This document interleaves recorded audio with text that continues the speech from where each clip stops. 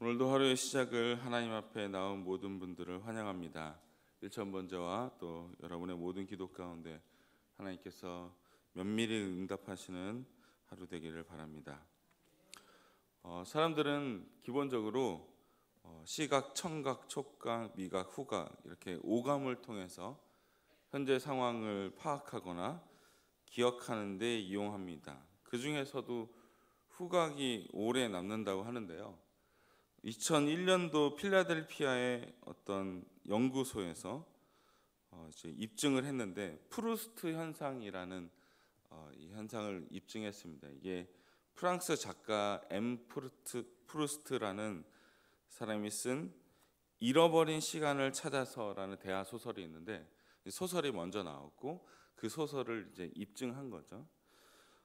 냄새를 통해서 과거의 일을 기억해내는 현상을 뜻합니다. 그 연구팀이 이제 사진과 특정 냄새를 제시한 다음에 나중에 사진을 빼고 냄새만 맡게 해도 그 사진을 기억하는, 과거의 기억을 훨씬 더 잘 기억하는 현상을 또 얘기합니다.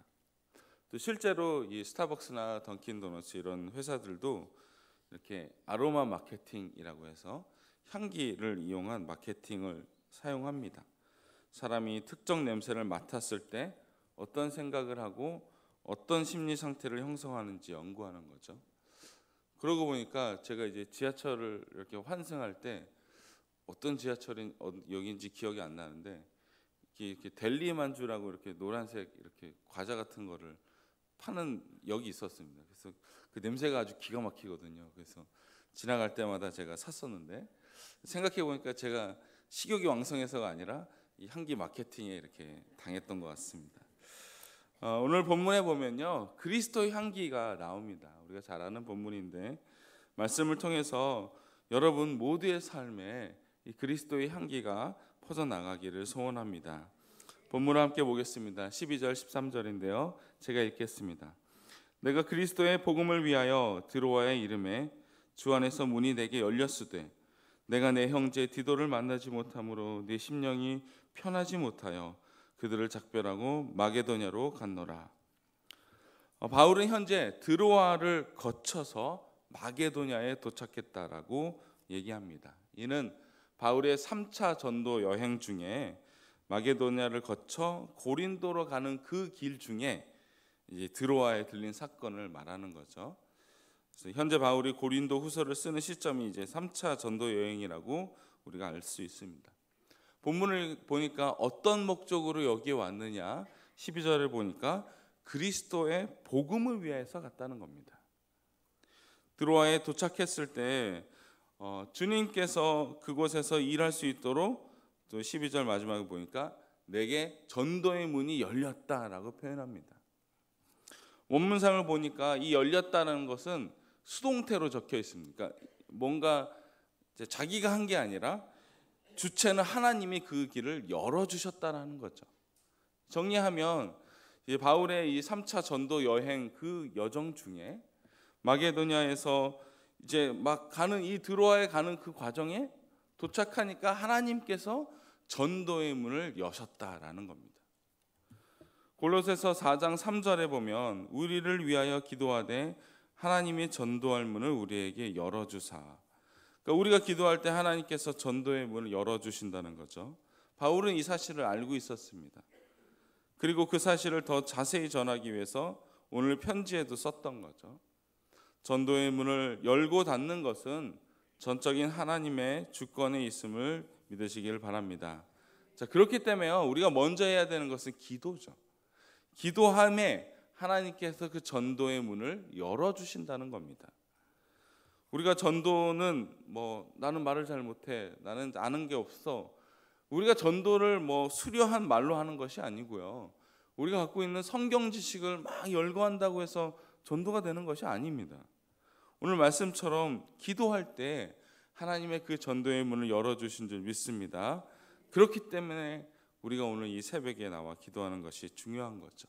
오직 주님 안에 기도할 때 바울과 같이 하나님께서 그 길을 열어주실 줄 믿습니다. 14절입니다.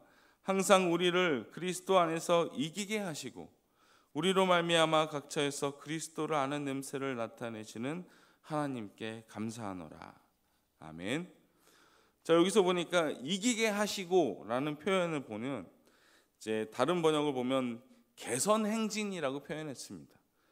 그러니까 이제 예전에 로마 시대 때 황제나 장군들이 전쟁을 이기고 오면 시내에 들어올 때 이뤄지는 이제 행렬을 얘기하죠. 우리로 하면 뭐 올림픽이나 뭐 대단한 일이 있을 때 이제 자동차 퍼레이드 같은 거를 하잖아요. 그것과는 비교도 할 수 없는 그 퍼레이드를 지금 하고 있는 겁니다. 그런데 바울은 그 퍼레이드를 어떻게 하시나? 그리스도 안에서 개선 행진을 하나님께서 하게 하신다는 겁니다. 근데 그게 어디 안에서요? 그리스도를 아는 냄새를 나타내시는 하나님 안에서 이루어진다는 거죠. 바울은 지금 그리스도 안에 있는 우리가 이런 영광스러운 승리의 행진에 늘 함께 한다는 것을 말하고 있습니다. 이게 세상의 그 어떤 영광과도 비교할 수 없는 부분을 말하는 거죠. 그리고 본문에 냄새를 나타내신다라는 표현은, 이 냄새는 이제 재물을 태울 때 나는 연기와 함께 나는 냄새를 뜻합니다. 그리고 나타내시는 이란 단어는 사람이 볼 수 있도록 이렇게 보여지게 되는 노출을 얘기하는 거죠. 정리하자면 바울이 당시 그 승리의 행진에 이렇게 개선 행진에, 그러니까 바울 시대 때 거리를 이렇게 향을 불태워서 냄새를 나게 하고 연기를 나게 했답니다. 로마의 황제가 개선할 때 길가에 피우는 그 희생 제물처럼 바울은 지금 그리스도를 전하는 자신이 그런 향기에 빗대고 있다라는 것을 말하고 있습니다. 우리가 그리스도를 알므로써 영생을 얻게 되는 그 지식이 우리를 통해서, 여러분 자신을 통해서 가는 곳마다 향기처럼 또는 이렇게 연기처럼 나타내는 것을 얘기합니다. 이게 보통 일은 아니겠죠. 전도가 우리가 보통 어렵다고 느껴집니다. 뭐 어떤 면에서는 좀 어렵기도 하겠죠. 하지만 하나님께 기도하고 하나님께서 그 길을 열어주실 때, 오늘 바울처럼 자신을 도구 삼아서, 이게 자신을 행진에 또 향기에 번제처럼 드려지는 이 도구를 삼았던 모습처럼 우리가 하나님 앞에 기도하며 나아가면 하나님께서 그 길을 열어주실 뿐만 아니라 하나님께서 그 일을 행하실 줄 믿습니다. 계속해서 15절입니다. 15절 우리가 함께 읽겠습니다. 시작. 우리는 구원받는 자들에게나 망하는 자들에게나 하나님 앞에서 그리스도의 향기니. 자, 바울은 계속해서 말합니다. 우리가 뭐라고요? 그리스도의 향기라는 거예요. 여기서 향기는 희생 제사를 가리킬 때 쓰는 표현입니다. 즉 번제가 하나님께 올려가는 향기로운 냄새를 뜻하는 거죠. 아시겠지만 사람은 고유의 어떤 냄새가 있습니다. 본인 자신은 잘 몰라도 상대방에는 느껴지는 그런 냄새가 있잖아요. 오늘 15절에는 우리 모두에게 그 그리스도의 향기가 난다고 얘기합니다. 구원받는 자들에게나 또는 믿지 않는 자들에게나 동일하게 그 그리스도의 향기가 나야 됨을 얘기합니다. 이걸 뭘 뜻합니까? 우리의 정체성을 말하는 거죠. 우리가 믿는 자들 앞에서나 믿지 않는 자들 앞에서나 여전히 우리는 그리스도의 향기를 바라는 그리스도인이 되어야 될 줄 믿습니다. 자, 그러면 이게 또 보통 일이 아니겠죠. 믿지 않는 자들에게도 크리스천인 것을 나타내야 되기 때문에 우리의 모습에, 우리의 행동에, 우리의 말에 좀 조심해야 되는 부분들이 생길 수 있습니다. 그래서 계속해서 16절에 이렇게 얘기합니다. 이 사람에게는 사망으로부터 사망에 이르는 냄새요, 저 사람에게는 생명으로부터 생명에 이르는 냄새라 누가 이 일을 감당하리요. 자, 이걸 좀 다른 번역으로 읽어보면 멸망당할 사람에게는 역겨운 죽음의 악취가 되고 구원받을 사람에게는 감미로운 생명의 향기가 되는 것입니다. 그러니 이런 향기의 구실을 아무나 할 수 있겠습니까? 자, 우리가 하나님 안에 있을 때, 또 앞선 절처럼 기도하면서 하나님의 그 전도의 문을 열어주는 우리의 모든 모습 가운데 그리스도의 향기가 풍긴다고 했는데, 오늘 본문을 보니까 믿지 않는 자들에게는 사망에 이르는 냄새처럼 들려지고 믿는 이들에게는 생명에 이르는 냄새. 다른 번역 보면 감미로운 생명의 향기가 난다는 겁니다. 자, 우리는 예수 그리스도를 믿음으로 구원을 받았습니다. 예수님이 이 땅에 오심으로 또 우리 죄를 지심으로 또 부활하심으로 우리는 생명의 그 구원의 역사를 받았습니다. 근데 우리가 이전에는 믿지 않는 사람들과 동일하게 멸망받을 수밖에 없는 존재였고 오늘 본문처럼 역겨운 죽음의 냄새가 났었다면 이제는 주님과 동행함으로 감미로운 향기의 생명의 향기가 일어난다는 겁니다. 오늘 본문의 말씀은 사도 바울 나만 그렇습니다. 나는 이렇게 감미로운 향기가 납니다. 라고 표현한 것이 아닙니다. 예수님 안에 있고 하나님 안에 있고 예수 그리스도를 구주로 영접한 우리의 모두의 삶에 이 생명의 향기, 생명의 감미로운 향기가 난다는 겁니다. 아시겠지만 이거는 인간의 노력으로 나는 냄새가 아닙니다. 많이 배웠다고, 돈이 많다고, 명예가 높다고 이루어지는 성취되는 것들이 아닙니다. 이런 일을 할 자격이 있는 사람은 오직 예수 그리스도를 구주로 영접한 자만이 가능한 거죠. 그래서 본문에도 얘기합니다. 아무나 이런 일을 할 수 있겠습니까? 라는 거죠.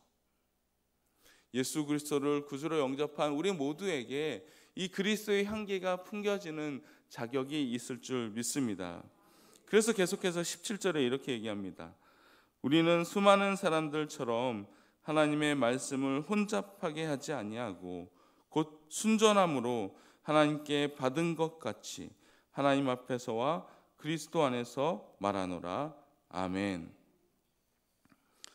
다른 번역을 보면 이 말씀을 혼잡게 하는 이 사람의 잡상인 장사꾼이라고 표현을 합니다. 여기 수많은 사람들을 뜻하죠. 다시 말하면 하나님은 이용하는 사람들이 있었다는 거예요. 하나님께서 보내신 일꾼답게 순전한 마음을 가지고 진실한 마음을 가지고 그리스도의 향기를 발해야 되는데 그것을 이용하는 사람이 있었다는 거죠. 바라기는 우리는 세상에 나가서도요, 아니 교회 안에서도요, 하나님이 보내신 일꾼답게 하나님의 진실한 마음을 가지고 사역하는 우리 모두가 되기를 바랍니다. 어떤 사람이 아름다운 꽃이 피어나는 2개의 화분을 가지고 지혜로운 왕에게 나왔습니다. 그리고 그 왕에게 이렇게 말했던 거죠. 어떤 것이 생화이고 어떤 것이 조화인지 분별해 달라는 거죠. 2개의 화분이 너무 똑같았습니다. 왕은 그 화분을 창가에 갖다 두라고 말했습니다. 조금 지난 후에 화분에 나비와 벌이 날아와 앉은 것을 보고 그 왕은 생화를 구분했습니다. 향기가 있는 꽃만이 나비와 벌을 부를 수 있다는 거죠. 그래서 생화를 구분했습니다. 누가 참된 그리스도인이냐 하는 것은 그리스도인의 모양에 있는 것이 아닙니다. 우리가 갖고 다니는 성경책에 있는 것이 아닙니다. 목걸이에 있는 십자가의 펜던트에 있는 것이 아닙니다. 그리스도인의 모습에, 그리스도인이 나타내는 그 향기에 있는 줄 믿습니다. 아무리 그리스도의 모양을 가지려고 해도요, 그리스도의 향기까지 가질 수는 없습니다. 사랑하는 우리 성도 여러분, 하나님 앞에서 믿는 자들에게나 믿지 않는 자들에게나 우리 모두가 그리스도의 향기를 풍기고 살아가는 자 되기를 바랍니다. 하나님께서 우리에게 주신 그 하나님의 그 말씀대로 살아갈 때 우리가 향기로운 크리스천이 될 줄 믿습니다. 이 죄악이 가득한 세상 가운데 하나님의 예수 그리스도의 향기를 바라는, 그래서 아름다운 들꽃처럼 살아가는 우리 모두가 되기를 바랍니다. 기도하겠습니다.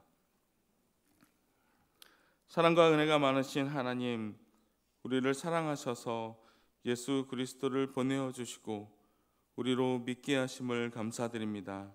받은 은혜와 사랑이 많은데 세상 가운데서 우리가 빛과 소금의 사명을 잘 감당하고 있는지 되돌아봅니다. 그리스도의 향기를 풍기는 삶 살도록 우리를 도와주옵소서. 그리스도인으로 부끄럽지 않는 삶 살게 하여 주옵소서. 연약한 우리를 이끄시어 세상에서도 그리스도의 향기를 나타내며 삶으로 전도할 수 있는 우리 모두가 되게 하여 주옵소서. 예수님의 이름으로 기도드립니다. 아멘.